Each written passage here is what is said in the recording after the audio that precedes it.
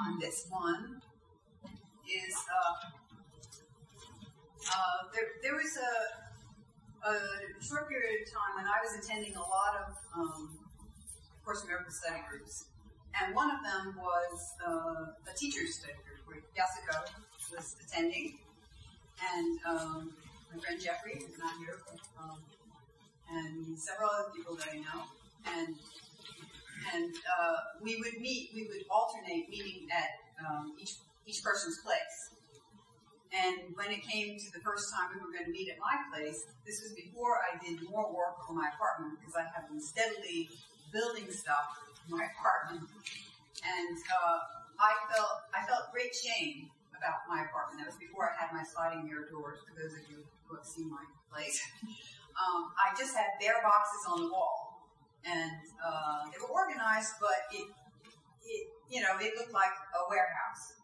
So I felt very much ashamed to have people come to my apartment, and I was telling this to Jeffrey, because Jeffrey, the study group, he was the study group teacher of the group that I went to the most frequently, and because his group was right in my neighborhood, and he works with people on an individual basis. So I just shared with him my trepidations about having people over. And so what he said to me, was, well, just close your eyes and envision the worst case scenario. And so what I did was, he said, well, whatever comes to your mind, just tell me whatever comes to your mind. So I closed my eyes and I thought, well, I feel like nobody's going to love me because my partner's such a mess. And he said, well, whatever feeling you're having, go into it deep, as deep as you can go into it. So I was like, well, I felt like a lost little girl in the mall, in a shopping mall. Like you were in the shopping mall with your parents, and your parents left you in the shopping mall, and you'd be like, where am I? I don't know where anything is. So that's how I was feeling. And then the next feeling that I had was that I was a lost little girl. I was in the corner of a room all by myself, and I was crying. I was all alone, and I was crying. And then I remembered about a dream that I had. And in my dream, I dreamed that I had a baby girl. And then other stuff happened in the dream. And then later, it seemed like much later, I remembered that I had this baby girl. I was like, yes, the baby girl. I never fed her. I never changed diapers. I don't even know where she is. Where could she possibly be? And then I realized that the baby girl was in a dumpster. So as I was telling this to Jeffrey, my eyes were closed and tears were coming to my eyes. And that was me. That was me as a baby girl. Because what happened, I mean, this didn't really happen. This was all in my head. What happened was that when my mother died, my mother was a huge inspiration for me. She was my greatest enthusiast of my art, and my sister is as well. And when she died, it was like, if my mother didn't love me, then I felt like I was not loved. So it was like suddenly this great source of love was gone, and I stopped doing my art for a long period of time. And, I felt like, well, if I can't do it all the time, then I'm just not going to do it at all. But that was a grave, grave mistake, and I didn't realize it. And I was in therapy at the time, and one of the things the therapist said to me was that when I didn't even cry at my mother's funeral. So what my therapist said was that I was afraid that I would cry forever. So I didn't want to cry, and but it took so much energy to keep back the feeling of sadness that I couldn't feel anything at all. I couldn't feel love. I couldn't feel anything. So getting back to when I was with, and Jeffrey was having me tell him about this dream, he said that, well, go to the baby girl now, take her out of the dumpster, and give her all the love you have to give, because that's all the love there is. And you are love. So it felt like a resurrection for myself. And then I started doing more art, and here I am. Thank you. I think there's another one. Oh, on a little bit of a sad note. I wasn't sure if I was going to include this or not, but it's a slightly humorous at the same time. But I used to be in the Yugoslav folk dance ensemble, and my folk dance director was, on his way to transitioning. It was the last few moments, and he had signed the Do Not Resuscitate form. And but in the last minute, a friend of his, who was very strict with the religion that they had been in, didn't believe that anyone should sign a Do Not Resuscitate form. So what he did was, even though his friend was lying on the bed, all curled up in the ball with his eyes closed, his friend yanked his feet straight, propped his eyes open, slapped him on the face, and said, "Georgie, wake up!"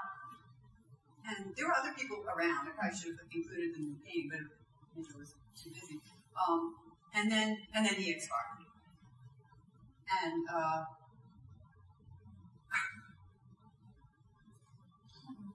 there was something else I was going to say about it. But anyway, just before he passed,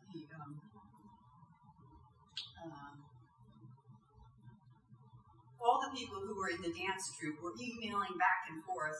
George did this, George did that, and now he's laying there. The people who were standing right by the bed, and then this guy who yanked his feet, right after he did that, he left the room. And then the people who were standing around him, like all sad and quiet and everything, they said, at least he could have shut his eyes. So there he is, and anyway, I heard the story after the fact. I wasn't there at the scene, and one of the people who was there told me this story. She said, this wasn't going to be in the emails that were being sent out, because the emails were all very somber about, it was a very nice, calm passing and all. But this is what actually, and this is what she said. Yeah. So that's that. And then my sister knows about this. I think you know about this one. This is my sister-in-law passed away a couple years ago, and so I went to, all people in my family went to Ohio where my youngest brother's wife had passed away, and my youngest brother put his hand on top of her hand with the sheet. She was very, very large. She didn't fit in a casket, so they had her on a gurney. But he just put his hand on top of her hand and just kept repeating over and over again, "I love you, I love you, I love you," and the cat knows, and some things like that. So I was just standing next to him, and we were both crying.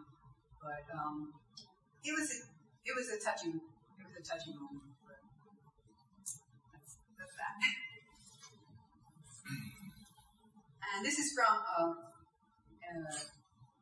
A Course in Miracles. There's a section in there called the dreamer, the hero of the dream.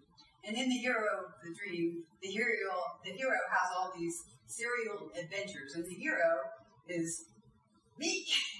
I have all these serial adventures. I go to work, I do this, I do that, and but the thing is, I painted this painting as a reminder to myself that I'm not the dream. I imagine that I am Lilikette in this body, and that I'm here and I'm having this art show, but that's part of this dream. I mean, it's a very nice dream. They say actually you have a happy dream before you wake up. So I feel like I'm having a very happy dream today. And so that's what that is. And again, the illusion is but a dream. So I heard this, I think it's in a Wayne Dyer tape, who is saying that rather than going against the flow of the stream, it's better to go, with the flow of the stream. So there I am, rowing down the stream, not up the stream. I think that's all. Is that the last one? I think. See if there's another one. I don't think so. No more? Okay, that's it.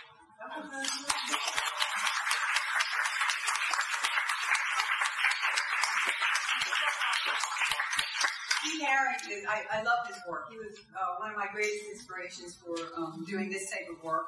And you can read through this book. There's all kinds of fun things happening there. But when I first moved to New York, I was very impressed with his chalk drawings in the subway.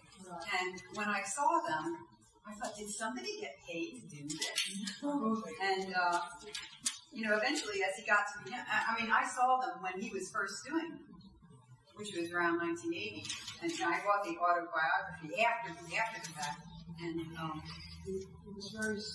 he did drawings in all of the subway stations, and Mayor Koch didn't like that. But there's a picture of him actually. He had photographs taken of all the pictures that he did in all the subways, and then somewhere in here there's a picture of him giving a book with all the pictures to Mayor Koch. So that's that. And then this is my other inspiration, not just the Sneetches, but it's Dr. Seuss, because I think his stories are just also funny. And I especially like this one. This one is the one about the Sneetches. Some Sneetches have stars on their bellies, and the others don't have stars on their bellies. So, one group was acting superior to the other, and so then this guy came into town, and he offered to put stars on the bellies of the people who didn't have the stars, so they would be just as good as the people with the stars. And then the people with the stars didn't like that, so the same man, had another machine that took the stars off the bellies of the other people who wanted to be different, wanted to be separate. So then you have stars taken off, and then eventually, everybody's having stars on and stars off, and it's this whole gigantic figure eight of, eventually they lost track of who was who and what was what, and the guy who collected all this money and left town. So they decided to be friends in the end. But I like that story. There's also another really funny story in here that I totally forgot about, and that's about this green pair of pants. And I just think it's so funny, and I didn't even remember what this was about, but it's about, he didn't know what this green pair of pants with nobody in them was, so he was scared of it. It's like, if you just assume the worst, but in the end, he made friends with the pants. And here now they're friends, and they're saying hi to each other. There's a great picture in here. He's putting his hand around the pants. So anyway, I think that's cute, and I like to be humorous. And some of these are maybe not that humorous, but that's my inspiration.